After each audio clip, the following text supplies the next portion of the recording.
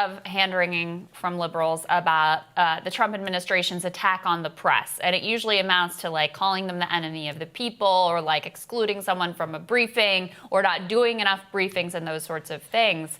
This is a much graver danger. And you're not hearing a lot from liberals about what is an actual attack on the press here.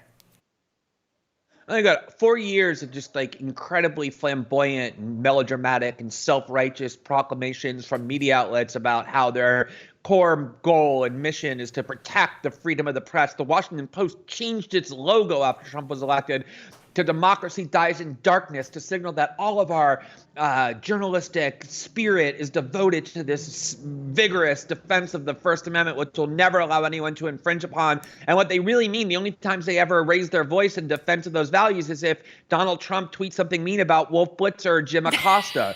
They care about, like protecting their friends. Here you have what is by far the greatest threat to investigative journalism. This was the model used against me by the Bolsonaro government to try and prosecute me for the journalism I did. Say that when I worked with my source, who hacked after the fact, or that when I worked with him after the alleged hack, that I kind of encouraged him or counseled him into how to evade detection, and by doing that became a part of the conspiracy. It's so dangerous, not just in the United States, but to all journalists around the world. And you barely find a peep of protest from these people who have spent all these years, posturing as the brave defenders of freedom of the press that they're going to fight for to the end, because they really don't like WikiLeaks, and they can't get past that. And they don't like WikiLeaks because they think that he harmed Hillary Clinton by publishing authentic materials that they all reported on.